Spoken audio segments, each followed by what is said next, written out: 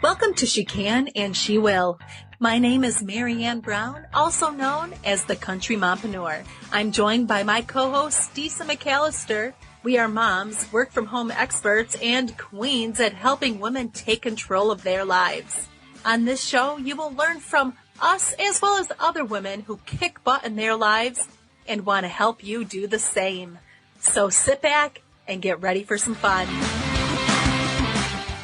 Welcome back. Yay, welcome back to She Can and She Will. We have another Disa and Mary Ann episode for you today.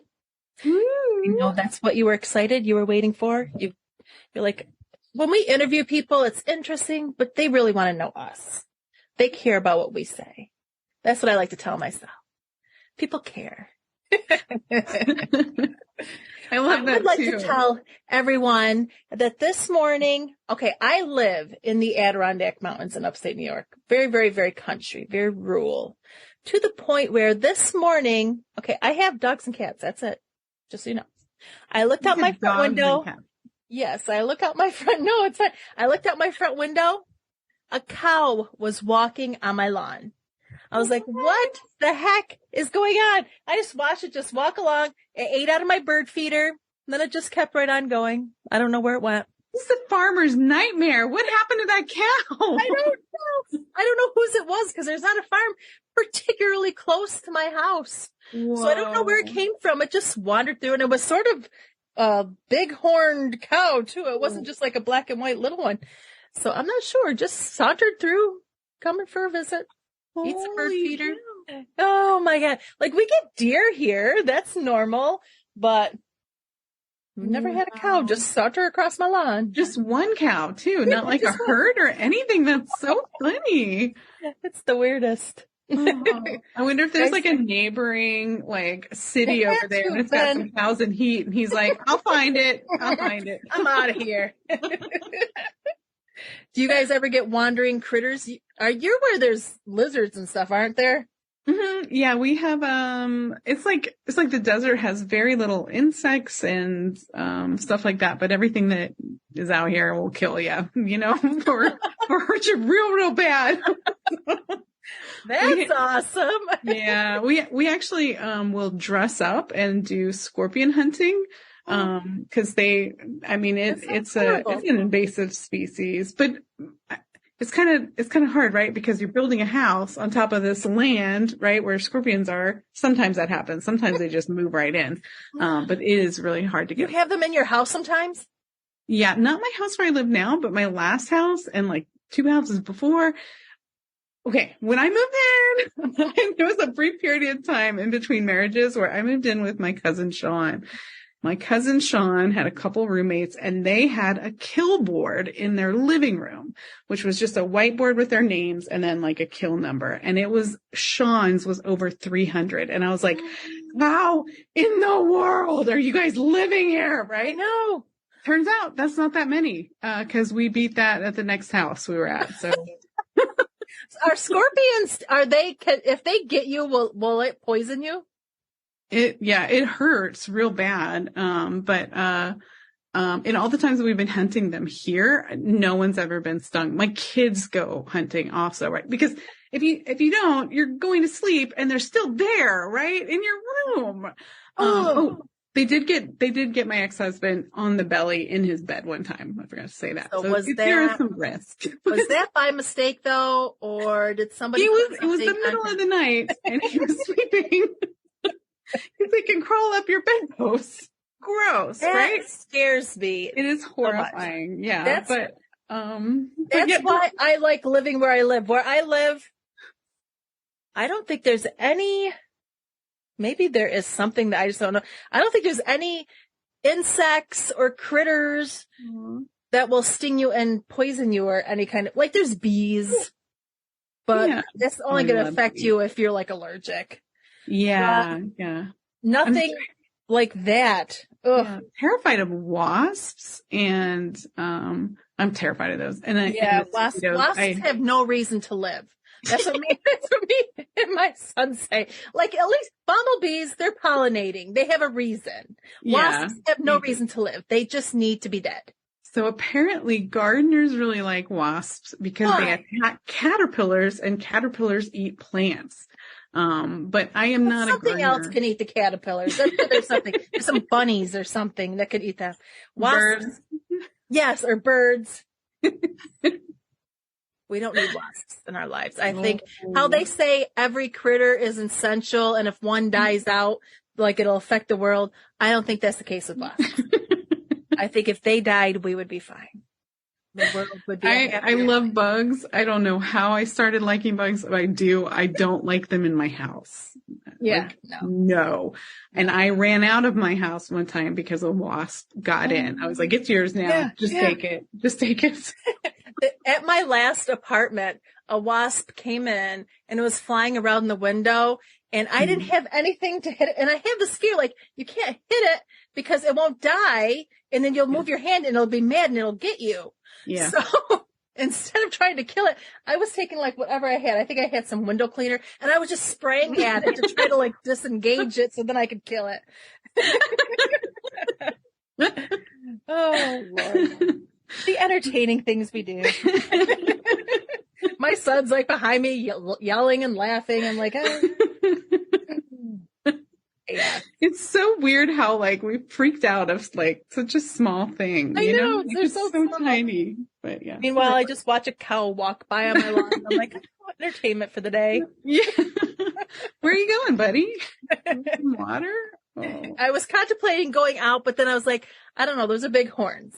I've seen a lot of rodeos on TV. I don't know what they do. Oh, you're dressed all. I'm wearing red right now. I think they attack red. Yeah, I think they do. That's so wild. You see me running back and forth on my lawn and couch house. Just some Benny Hill music. Do, do, do, do. Awesome. Oh, Lord. So, with that was everything that we were going to talk about today. Okay, have a great day. Well, you got to keep me informed on that cow, because now I'm going to be curious. I want to see if it just shows back up again. I will let you know. Perfect. Oh, so what are we talking about today? We are talking about taking me time. We took some me time to talk about some cows. We're going to tell you how we suggest taking some me time and working that into your day, because we know how hard that is with work and kids and life. Oh, gosh, try to do some things to take some me time. So one of the things that I want to kick it off with is to try to set aside 30 to 45 minutes after you get done work to do something you want to do. And that's very hard because a lot of people go right from work right into like cooking dinner or something. But try to set 30 minutes, even if you just do 15, something that you want to do. Go for a walk, go play in your garden, anything, just so you can have some time to you and where you're not doing something for somebody else. Yeah. I love that thought. I don't always do it, but man, yeah, it can feel like, not like you're pampering yourself, just like you're taking care of yourself. So you have a full battery at the end of the day. Yep. So yeah, another way to take some me time, is to take a walk or a run by yourself. I am not a runner. I try every once in a while to do that, like in 10-second sprints, but, people are like, there's a fire, then I'll run, but yeah. There's danger, maybe. Yes. Yeah. But the walking is like really, it's therapeutic and it gets you away, right? Like sometimes you're just like, I'm not gonna respond to this shenanigans. And you can just walk away, just take a little walk. Cleanse your brain. Another suggestion we have is planning a date with your friends. That is excellent suggestion. I like it a lot. Me and one of my friends every so often will get together and we go thrifting.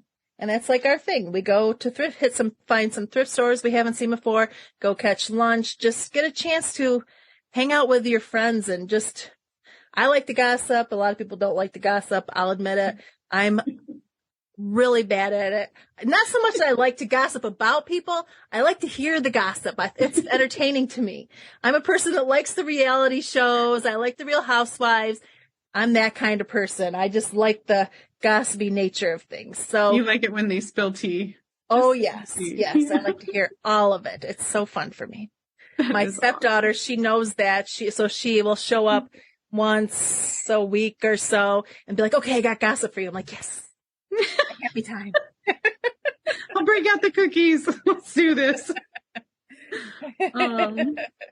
Well, similar to that, plan a date night for yourself. Now, sometimes like I'll get overwhelmed by loud noises, or like too much sun, which can be like a couple minutes. And I just need to be by myself for a little bit. But I think there's something nice about like planning to be by yourself for a little while, you know, it just, I like to take an entire weekend for myself. Don't forget about date night. I like to book a hotel and just have it to myself. Not have to get up at 4:00 in the morning with the dogs. Not have to make everybody breakfast, lunch, dinner. Just be away and not do anything for anybody else. That is next level dating. Yes, I love it. That's good. Half the time I just bring books and order in pizza and just lay in my hotel room and do nothing. It's so that nice. Sounds amazing. Yes. I love it. Yeah, now I'm going to go look on Groupon after this and see if I can get a staycation. Well, my house is like, it's foreign enough to me right now. I know you've been away for like this whole month. What is my turn? It says tackle a hobby off your hobby. I have so many hobbies I want to do what I've never done. Like I want to learn how to knit, and that's on my to-do list that I'm going to do sometime. I even bought a whole thing of yarn, whatever you call it, skein, is that what you call it? I bought a whole thing of yarn and some needles, some knitting needles. You might need more. I have don't have any clue how to. It's always been something that I've wanted to learn how to do. And now that I'm getting older, I feel like because I'm older, I should know how. Like it's an automatic thing that as you get older, my grandmother knitted. So I feel like I should know how to knit. So one day I will learn. Oh my God, that's so fun. There are actual online classes that turn into just like a half hour of women, you know, like just knitting together on a Zoom call. I would have to hold my hands down so they couldn't see that I have no clue what I'm doing. Over there. Everybody is like that. Yeah, that is so nice.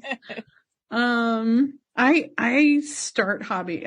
That's a danger area for me because I like to start hobbies, but I don't like to finish them. I'm like, okay, this is enough. I got what I needed out of this. I got the gist of it. That's good. Spend time journaling without interruption. The best I ever feel is when I can plan my week out on the weekends. And part of that is like closing out the week before. And it's, especially for the kids, like I have a calendar just for the kids and I'll put stickers on that. And here's what you guys did, you know, so when they're older and they're like, you never did anything with us, I'll be like, yes, I did. Yes, I did. Every single day we were going. You ever think like when I was younger, we never traveled. I grew up on a farm though. I did. So we didn't travel. We didn't do, in the summer we worked. My son has seen so much. He's going on a cruise with his dad in a couple of weeks. Like he's traveled so much compared to when I was younger. I'm like, you are spoiled. Kids these days are so spoiled. Oh my God. Oh, this might get a little bit dark. I've got a friend he's a lost boy from Sudan. Anyway, he's a lost boy. So they had like war and killing and lions and just all horrible stuff, right? And then they're like fathers now and they have teenage kids who are crazy about iPhones and stuff like that. And I'm like, how are you not losing your mind every day, right? And they're like, well, suffering is suffering, and this is in this environment, this is suffering. And I'm like, oh my God, that's just such a chill attitude towards the whole thing. Holy cow. My next one is take a solo vacation, which that was sort of my whole thing with the hotel. I would go, my favorite thing is to travel totally by myself, to go my own pace. Like when I I hate going to an airport with another person. Like it's sort of nice having someone to maybe lean on when you're in the plane. So you're not just like trying not to lean on someone that you don't know. This is strange. But I like walking my own pace through the airport if I want to stop and get a little snack, if I want to take, like, I don't like other people trying to rush me along, and it's so bad. And if I want to like go shopping or go do something, I like just doing what I want to do. Like, it's nice going with other people, obviously, and with your whole family, it can be a loud, chaotic entertainment time. For sure. But sometimes you just want to go by yourself. Yeah. Yeah. There is something about like traveling by yourself, where you're getting yourself from one destination to another. And I get real anxious if I'm not there like way early. And that makes the kids anxious, you know? So then that way I can just go get there, do a hobby, not worry about it while I'm waiting for the plane. Do you feel like, especially like you did this whole Germany thing, did you feel a little bit like you were trying to, and I felt like this when I was traveling like from here to Vegas, you don't know if you calculated the time change correct. I'm like, am I going to make the gate because it's going to be at this time? And you can't quite make sure in your head if you've calculated the correct time change to make it to the gate on time. And the plane will be a little bit late and you're like, oh my gosh, I'm not going to make it. Then you land, you're like, oh, I have 2 hours. So most of the time I trust the calendar math is going to sync up. But what I'm worried about is like, I mess something up, right? Like the only thing that's not going to sync up is like my stuff. So my phone or my watch. And if that doesn't sync up, I'm in big trouble. But I look at those monitors like almost every time I pass them, just to make sure. They'll change the gate on you, you know, like you can be on your way and it's now behind you. Yeah. So I check. Last one, you can treat yourself to a spa day. I have a trick to this actually. Okay. Because that can get real expensive and then you feel like more stressed than relaxed about it. But there are these schools, they're like beauty schools, right? And I will go and have a student just rub my face down because an instructor will come back and be like, no, you just made her face completely red, right? Let's calm it down. And I don't mind that so much, right? It's like, it's very nice and relaxing, but yeah, check out this. It'd be very nice, but I'll have you know, back in high school, they have where you can go up here. It's called BOCES. I don't know if it's called that where you're at, but it's pretty much in 11th to 12th grade, you could spend half of your day at a tech school. So you're either taking cosmetology, there was nursing, there's cooking, whatever, chef school. Then there's also carpentry, electrician. There's different things that you could take for half of your day. So half the day you're in high school, the half the day you're at the tech school. Ooh. And I thought, well, I'm going to be a cosmetologist. So I went in 11th grade for half my day, went to cosmetology school.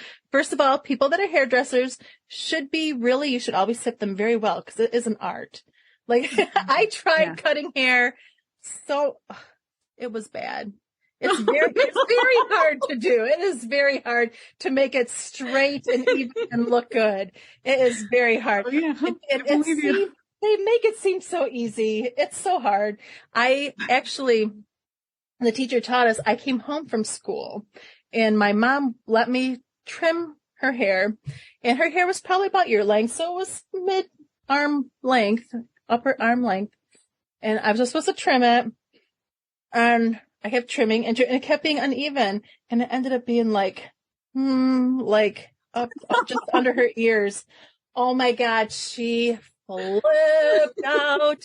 And at that point I was like, yeah, this is not good. And then I tried also to cut, my brother had just a buzz cut. So I just tried to like touch that up and had like chunks in it. It was horrible. I came back and they did like what you said, where people from the public could come in, you could practice on them. And a guy came in, the teacher was going to let me practice on him. I went in the back and started crying. The teacher came back. She's like, honey, you may want to consider a different career choice. No, she did not. I mean, one thing, this is back when perms were popular and I was really good at perms. Luckily, I didn't just follow that because obviously perms are not a thing anymore. But yeah, so tip your hairdresser. It's not as easy as it looks. Yeah, I totally believe it. If you ever try to cut your own kid's hair, that is. No, it is hard. Yeah. Oh, and another thing, our teacher, she left. She was pregnant. So she left for maternity leave. A substitute came in. And you know, the girls that take that cosmetology tend to be girls that are a little bit more vain, generally. Not so much Fair. that I am, but it's it. And one of the girls in the class volunteered when the substitute was there to have her eyebrows waxed. The teacher was teaching us how to do eyebrow waxing. Oh, the no. teacher had her back to us. She went to wax her eyebrow and she pulled, and you could hear the teacher gasp. And the girl, Katie, she reached up and she was touching. She said, what did you do? She pulled her entire eyebrow right off. It was the funniest thing ever. Like it was.